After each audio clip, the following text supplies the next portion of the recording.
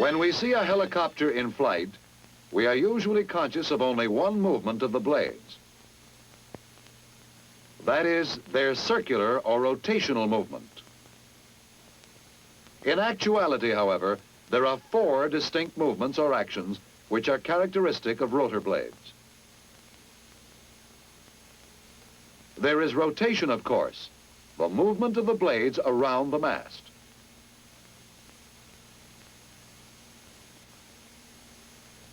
There is feathering, the movement of the blades around a span-wise axis to change their angle of incidence or pitch.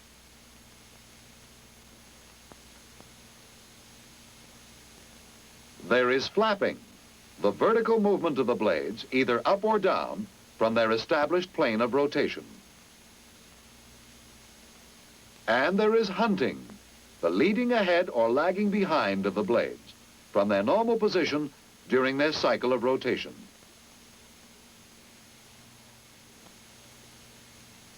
To see how each of these 4 actions contributes to the flight of a helicopter, we will examine them one at a time.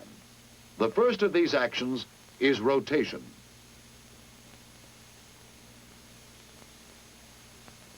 Rotation, of course, is caused by the engine operating through the mast, except in the case of auto-rotation.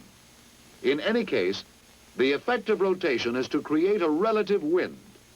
The relative wind is constantly changing direction in order to remain at a right angle to the blade as it revolves around the mast.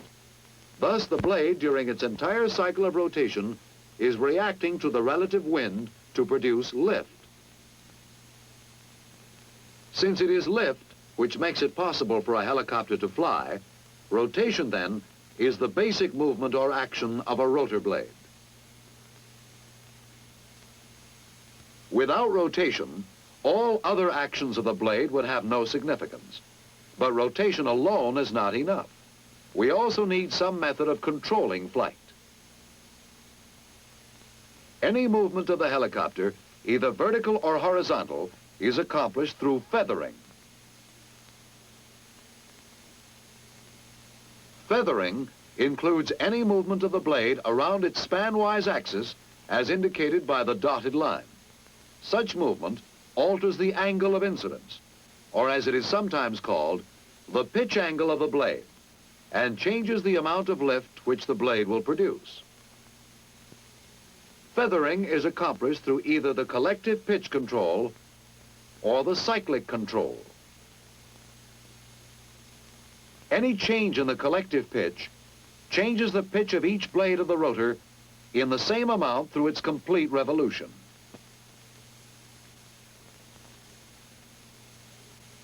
This enables the pilot to vary the total amount of lift being produced and gives him vertical control of the helicopter. By increasing the collective pitch, he can make the craft rise. By decreasing the collective pitch, he can make the craft descend, up or down, as he chooses. A change in the cyclic control, on the other hand, increases the pitch of one blade and at the same time decreases the pitch of the other blade an equal amount. Therefore, it does not affect the overall lift which is being produced.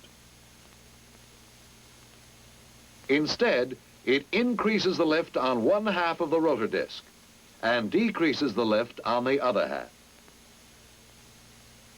This will cause the rotor disc to tilt in the direction of the lesser lift. And since a helicopter moves in the direction in which the disc is tilted, the cyclic control provides us with a means of controlling the direction of flight.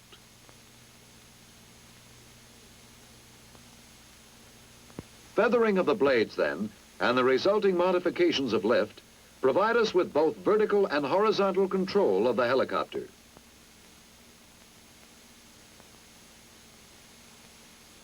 In directional flight, however, a helicopter is subject to what we call dissymmetry of lift. That is, a blade during the advancing half of its cycle of rotation tends to produce more lift than it does during the retreating half. The result is a tendency for the helicopter to roll over on its back.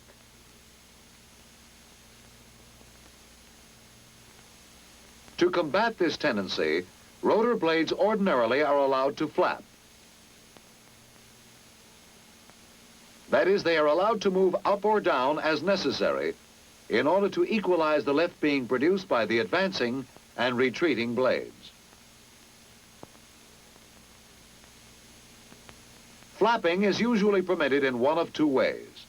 In the fully articulated rotor system, a hinge is placed near the root of the blade. This hinge permits the blade to flap up or down at will.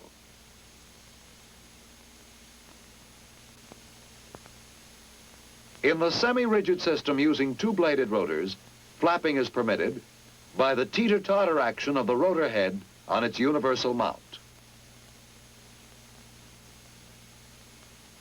One blade flaps up as the other flaps down.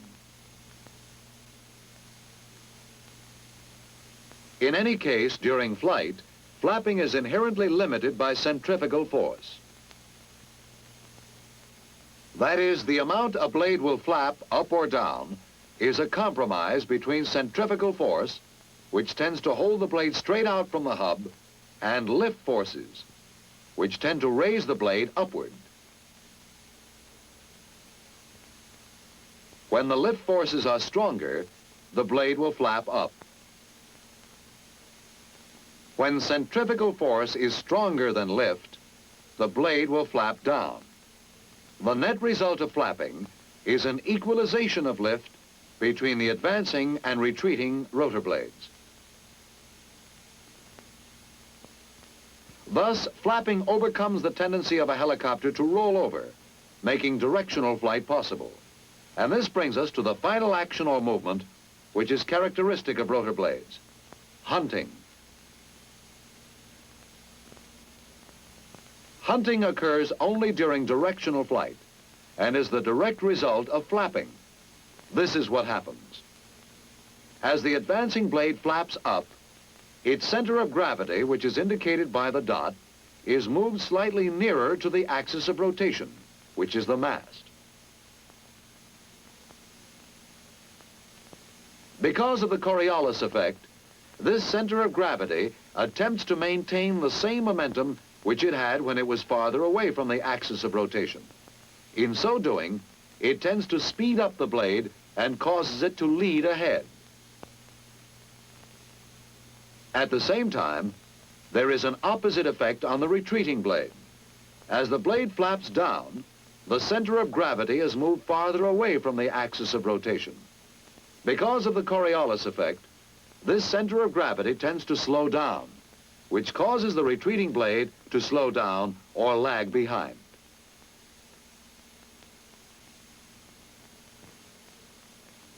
In other words, there is always a tendency for the advancing blade, when it flaps up, to gain speed and to lead ahead.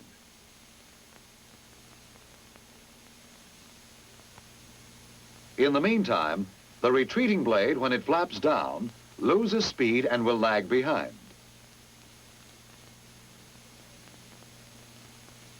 Lead ahead, lag behind. Lead ahead, lag behind. This variation in lead and lag during each cycle of rotation may amount to several degrees. To avoid the inevitable stresses which would result from this constant flexing of the blades, one of two methods is usually employed. In the fully articulated rotor system, a hinge is placed at the base of the blade. This lagging hinge permits the blade to lead ahead or lag behind as necessary. This is the method generally employed on multi-bladed rotors to permit hunting.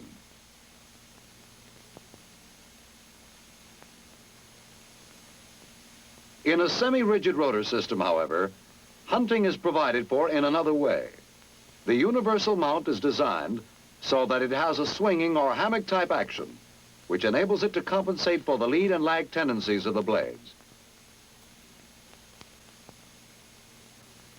In both cases, the provision which is made for hunting helps the blades to avoid the stresses which might otherwise result in fatigue failure.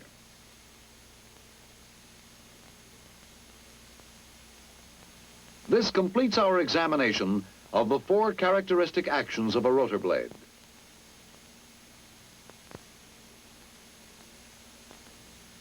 In summarizing then, we can say rotation creates the relative wind which is essential to the production of lift. Feathering gives the pilot both vertical and horizontal control. Flapping enables the helicopter to escape the unpleasant consequences of dissymmetry of lift, but it also produces hunting. Consequently, provision for hunting is necessary to prevent the recurrent stresses which would otherwise result from the lead and lag tendencies.